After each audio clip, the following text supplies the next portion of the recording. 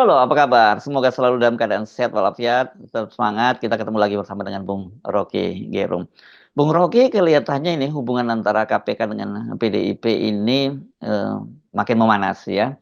Dan bahkan kemudian ada spekulasi sesungguhnya yang diincar itu bukan lagi Hasto tapi Ibu Megawati. Walaupun ini sudah dibantah oleh KPK, tapi kok yang menarik ini sekarang bukan lagi hanya ajudannya Hasto, tapi sampai pengacaranya Hasto pun digeledah rumahnya oleh penyidik KPK yang namanya AKBP Rosa yang kemarin diminta ditantang Ibu Mega kalau berani ngadep ngadep aku, ngadep gue gitu. Iya, pada akhirnya kita lihat politik itu sebagai akumulasi dari dendam. Hmm. Tetapi dendam itu bukan dendam personal sebetulnya, dendam antara geng, antara kelompok itu. Itu yang dulu diterangkan oleh Carl Smith misalnya bahwa Hmm. Hmm. semua hal yang bersifat politis selalu ada dalam ketegangan dendam, tapi bukan personal. Kalau personal itu Pak Jokowi dan Ibu Mega baik-baik aja tuh. Tetapi kita mesti lihat itu dendam dari kekuasaan Jokowi dan kekuasaan Megawati yang juga sedang bertumbuh sekarang kan. Ya. Nah itu yang mesti kita analisis secara perlahan-lahan. Karena apapun yang sedang terjadi hari ini seolah-olah Mega ditarget. Memang Mega ditarget. Yang ditarget adalah PDIP itu. Kalau Mega ya nggak ada problem apa-apa karena Mega ketua partai dan ketua partai itu punya kekuasaan bahkan untuk masih mau melawan Jokowi. Dan Jokowi adalah personal yang masih punya ambisi untuk mempertahankan dinastinya ke masa depan, maka terjadilah dendam-dendam itu. Jadi tetap Harun Masiku, Hasto itu bagian parsial aja dari Hmm. pertentangan antara geng Jokowi dan geng Megawati. Gampangnya begitu. Kalau kita sebutkan, kan kita nggak bisa sebut personal ini. Dari awal ini juga bukan soal personal, soal persaingan blok kekuasaan dengan blok kekuasaan. Kalau Ibu Mega keterpilihannya atau penguasaannya di parlemen itu cuma 10-15% diabaikan oleh Jokowi. Tetapi jelas Ibu Mega itu punya potensi untuk mengacak-ngacak politik Jokowi di parlemen, kira-kira begitu. Jadi Hmm. Jokowi balas dendam dengan memakai sisa-sisa persenjataannya, walaupun persenjataannya sebetulnya ya tinggal banyak peluru kosong gitu kan. Itu Mega gampang untuk nantangin. Coba KPK berani, itu artinya sinyal pada Jokowi, lu jangan macam-macam, gue juga tahu Hmm. banyak tentang lo, kira-kira begitu. Ya, ya, ya. Ini tapi seru ya memang kalau kita lihat kemarin-kemarin kasus Harun Masiku itu memang waktu diuber-uber kemarin itu target antaranya pasti Hasto pada waktu itu ya Bung Rocky. Tapi kita tahu bahwa KPK pada waktu itu tidak berdaya karena bagaimanapun Pak Jokowi masih bagian dari PDIP. Nah sekarang ketika ada konfliknya dengan Pak Jokowi dengan Ibu Mega, saya kira ini para penyidik di KPK ini memanfaatkan situasi begitu ya, mumpung soal sekarang ini lagi ada konflik yang mereka masuk, tapi bisa jadi ada titipan juga yang Anda sebut tadi, faktornya sekarang ditarget Ibu Megawati bukan lagi Hasto gitu. Tapi buat saya itu nggak mungkin itu. Megawati itu terlalu kuat. Dia ada Ya, dalam sejarah itu. Jadi kalau terjadi, bahkan kalau seandainya Mega mau dikriminalkan, itu sejarah yang akan membela dia tuh. Karena ya, ya, ya. apapun dibandingkan dengan Jokowi, moral Megawati itu di atas, jauh di atas Jokowi. Mega Ya. nggak pernah punya dinasti tuh. Yang dia lakukan adalah anaknya didik di partai politik dari awal tuh. Bung Karno mendidik Megawati tuh, Megawati mendidik Puan dan seterusnya. Jadi ini bukan dinasti, ini adalah pendidikan di dalam keluarga. Dibandingkan misalnya dengan Jokowi, tiba-tiba ada dinasti di situ. Lain kalau Jokowi dari awal mendidik putra-putranya itu untuk jadi politisi, nah boleh kita sebut sebagai oke, itu adalah kedinastian dalam politik. Jadi Mega memakai prinsip dinasti di dalam pengertian Canadian clan, kan Ya, itu ya. intinya kan. Ya, Ini ya. memang keluarga politik kok. Ya, Jokowi kan bukan keluarga politisi, itu tiba-tiba menjadi politik tapi tidak punya kurikulum, maka mulai cawe-cawe menitipkan anaknya di sini mengatur undang-undang, regulasi segala macam kan, konstitusi bahkan dipermainkan. Jadi saya tetap melihat ini persaingan dua blok. Tadi saya pakai Carl Smith karena dia pemikir Jerman yang mampu melihat bahwa klan versus klan itu, blok versus blok itu yang disebut persaingan bahkan di tingkat teologi politik tuh. Jadi ada semacam keyakinan bahwa alam semesta akan saling membela tuh. Nah, pembelaan Megawati itu didasarkan pada kedudukan dia yang punya jejak historis yang panjang tuh. Itu Ya. lain dengan Jokowi. Jadi Jokowi pasti kalah lah ngadepin Mega tuh. Ya. Rakyat pun yang bahkan ingin melihat kasus ini sekedar Harun Masiku, mulai melihat bahwa kasus ini adalah upaya Jokowi untuk membatalkan PDIP, untuk membubarkan PDIP. Itu Hmm. nggak mungkin. PDIP itu berakar dalam sejarah. Sebenarnya Jokowi hanya berakar di dalam pilpres dua kali periode yang kemudian gagal mensejahterakan bangsa. Iya. Wah, hebat hari ini. Oke, ada dua hal yang saya ingin highlight dari pernyataan Anda tadi. Pertama soal klan ya, klan Soekarno ya. Kalau Megawati itu disebutkan Soekarno, saya kira ini kita bisa sejajarkan dengan klan Nehru yang melahirkan Mahatma Gandhi dan anak-anaknya begitu, klan Nah, Kennedy itu. dan sebagainya. Saya kira gitu ya, Bung Rocky ya. Nah, itu tepatnya supaya Pak Jokowi ngerti bahwa klan di dalam politik Asia itu adalah hal yang biasa. Karena apa? Karena ada sejarah perjuangan kemerdekaan. Ini Hmm. bukan Asian value seperti yang dibilang oleh beberapa pengamat dungu. Ini adalah soal hal yang berbasis pada sejarah tuh. Hmm. Jadi Megawati tetap dia adalah klan politik tuh. Demikian juga Nehru di India tuh. Tetapi Jokowi itu bukan klan politik, bahkan Asian value-nya di mana? Wong dia datang tiba-tiba di ojok-ojok udah jadi pemimpin dan di backup dengan segala macam fasilitas yang di luar kendali dia kan. Dan dia dikendalikan oleh dua hal, modal dan ambisi dia sendiri kan. Itu Hmm. bukan klan, jadi nggak ada Asian value di dalam politik dinasti Jokowi itu. Nah, ini menarik kita mumpung ngomongin ini ya soal sejarah. Kan kemudian lahir istilah yang disebut dengan perang saudara, begitu ya, Bung Rocky. Dan kalau dalam pepayangan pun perang Baratayuda itu kan perang antar saudara juga ya, perang saudara juga. Dan biasanya selalu memang kalau perang saudara itu jauh lebih lebih lebih dahsyat ketimbang perang dengan musuh yang berbeda, begitu. Iya, kalau perang saudara itu bukan perang ideologi, itu Mhm. perang visi itu, vision itu.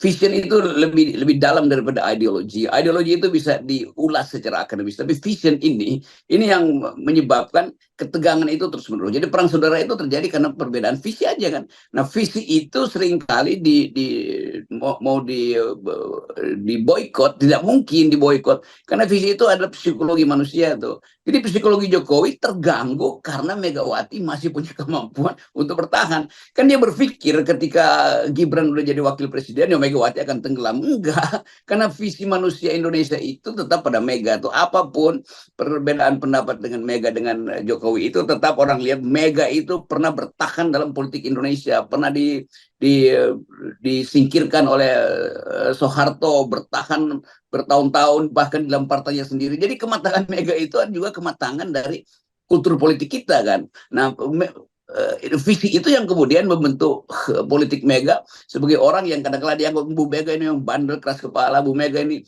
seolah-olah angkus segala macam. Ya dia ngerti itu, karena itu bagi dia itu ya enteng aja berpolitik tuh. Kenapa? Karena visi dia itu adalah visi historis. Sementara visi Jokowi itu visi bisnis doang.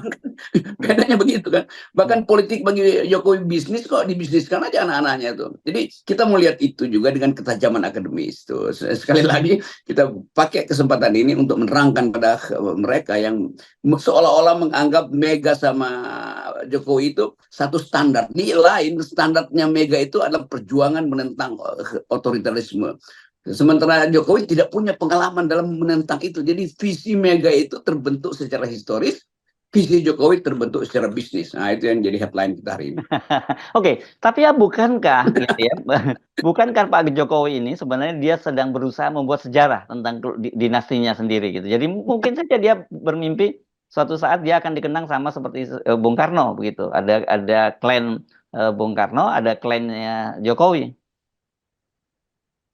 Ya, Bung Karno lahir di era ketika ada gejolak persaingan Timur Barat tuh. Mhm. Nah, itu artinya dunia Timur dan dunia Barat itu dipahami benar oleh Soekarno. Dia mainkan itu. Nah, Jokowi ya timbul di dalam era yang sama, itu persaingan Jawa Timur dan Jawa Barat doang, bukan dunia Barat dan dunia Timur. Itu Ya, beda jauh kelasnya ya. itu. Hmm. Bahkan mungkin Jakarta Timur sama Jakarta Barat kan. Hmm. Kemampuan Jokowi dalam politik itu setara dengan kemampuan mengolah Jakarta Barat dan Jakarta Timur untuk kemenangan Kaisang. Nah, Soekarno itu blok barat dan blok timur itu dia manfaatkan, karena itu dia tiba pada kesimpulan bahwa kita mesti dapat keuntungan dari barat dan jangan dijajah oleh barat, tapi timur juga mesti ikut cara berpikir Soekarno. Karena itu Soekarno bikin jembatan Asia Afrika itu antara benua Asia dan benua Afrika tuh. Nah, Hmm. Jokowi bikin jembatan apa? Ya jembatan dari Kali Angke pergi ke PIK 2 itu yang Ya. kemudian dijatakan sebagai kawasan industri strategis presiden yang diacak-acak akhirnya oleh saudara kita, saudara Said Didu yang Ya, ya. memperlihatkan bahwa itu mah tipuan semua tuh itu. Jadi terpaksa begini kita bongkar-bongkar banyak ya. PSN namanya Bung Rocky, Apa apa namanya, proyek strategis nasional, proyek? strategis Iya nasional. itu. Ya, ya, Iya, proyek strategis nasional itu untuk mengambil semua pantai yang punya nelayan di sepanjang Pantura itu, karena itu proyeknya Jokowi itu. Jadi ya, memang ya. dia cuma ingin menaklukkan Jawa Barat, bukan ingin menaklukkan ideologi Barat. Jadi saya kira ini nanti akan dicatat dalam sejarah juga bahwa pernah ada suatu masa di era seorang presiden yang bernama Jokowi, ada perusahaan swasta yang diberi kewenangan diberi status menjadi proyek strategis nasional. Gitu saya Nah kira itu. itu yang Itu saya sebut monumen tadi baru, itu itu. monumen baru Bung Rocky. Ya, itu contoh bagaimana visi Ibu Mega adalah historis, panjang dari sejarah kemerdekaan dan ingin menyeberangkan Indonesia menjadi kekuatan baru di Asia. Sementara visi Jokowi itu visi bisnis doang itu, dan visi bisnisnya pun cuma ada di PIK itu tuh yang disebut sebagai PSN. Ya, oke. Tapi kalau kita membayangkan, bukankah tetap apapun ya bentuknya, Jokowi itu juga bagian dari sejarah, gitu. Jadi artinya sebenarnya Jokowi sekarang juga Ya, sedang membuat sejarah sejarah. kedunguan politik kita. Ya, Tetap kita akan hitung bahwa Jokowi itu ada peran di dalam sejarah, dua kali dapat, dan sekarang dua putranya itu diajukan, itu aja perannya. Orang tidak akan ingat value pada Jokowi, lain pada Ibu Megawati itu. Ada value yang dia tinggalkan, pada Prabowo bahkan ada value dia tinggalkan sebagai patriot bangsa, walaupun ada masalah-masalah dengan Orde Baru, tetapi bahkan Prabowo itu dia membangun dinastinya itu, keluarganya itu secara perlahan-lahan sehingga dia bisa hijrah dari wilayah militer ke wilayah sipil. Sekarang Pak Prabowo bersaing di wilayah sipil dengan peralatan sipil tuh. Nah Jokowi itu di luar pakem itu. Jokowi tiba-tiba muncul dari gorong-gorong lalu memimpin Indonesia. Itu kan yang diolok-olok tuh. Jokowi tiba-tiba tidak tahu bahwa APBN itu adalah batas ambisi dia. Tetapi terus-menerus dia pakai itu sebagai kekuatan untuk menghalangi Megawati kan.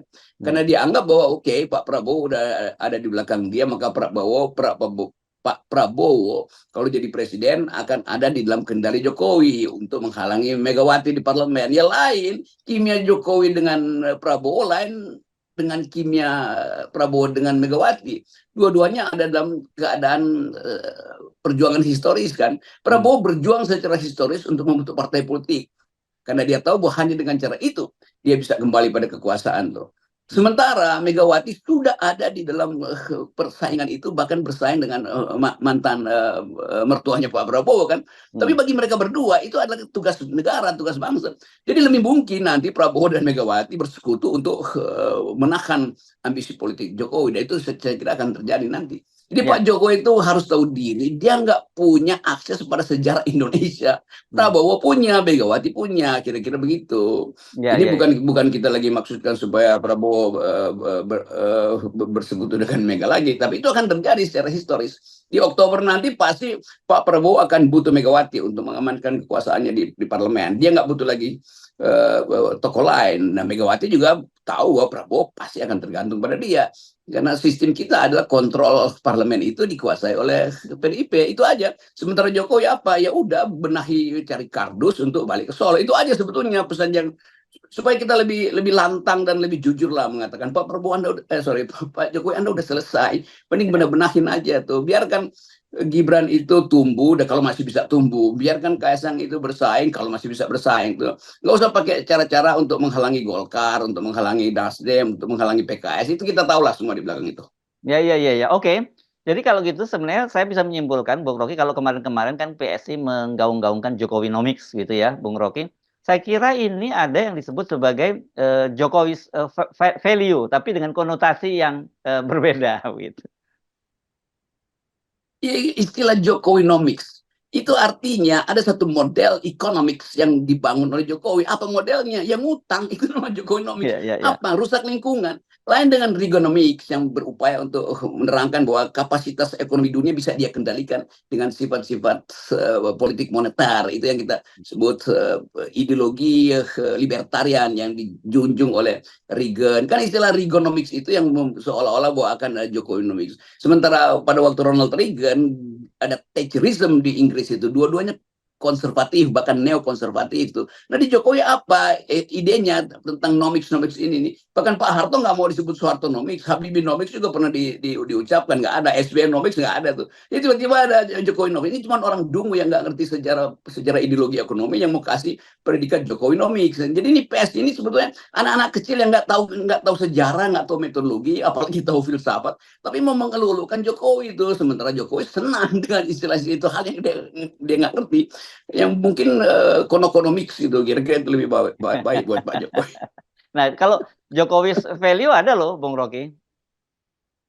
Ada, itu berbohong. Itu berbohong juga adalah value tuh. Jadi sebetulnya Pak Jokowi meminta masyarakat untuk masih mau mendukung dia, karena itu dia pamer terus pencitraan. Kemarin dia ada di Makassar itu, lalu seluruh bandara tuh macet gitu. Jadi sebetulnya kita mau lihat bagaimana Jokowi ingin beredar terus di Indonesia untuk apa? Bukan untuk dia, tapi untuk memastikan bahwa politik masih dia kendalikan tuh. Tapi apa yang mau dia kendalikan? Kalau Gibran cuma wakil presiden yang sebentar lagi mungkin dianggap oleh Pak Prabowo yaitu sebagai simbol doang tuh. Apa yang dia mau kendalikan? Kalau Kaisang itu mau diusung kemana-mana, tetapi kapasitasnya memang nggak bisa diperlihatkan, karena tidak dididik dari awal tentang metode politik, tidak dididik dengan value. Semua cerita tentang Kaisang itu ada buah-bualan dari orang-orang PSI yang sebetulnya dari awal kita tahu nih PSI.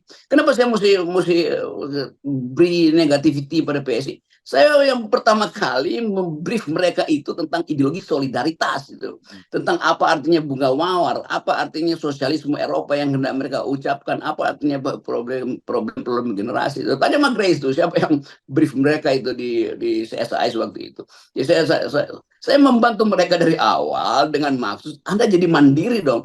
Ternyata jadi kacung doang, kacung dari kekuasaan, kacung dari oligarki, kacung dari kapital. Itu intinya. Jadi bagi mereka yang mengerti tentang politik itu tahu bahwa PSI ini sebetulnya dirancang dengan cara yang gagal, dirancang sejak awal untuk gagal. Karena ideologinya itu ditempelkan pada bank-bank swasta yang membiayai mereka, tuh konglomerat di belakang mereka. Yes, oke. Baik, Bung Rocky, ya. Kita nolkan semuanya, ya. Ya, saya memberi kuliah secara politik ekonomi dan semua ini adalah metodologi. Yes, oke. Makasih.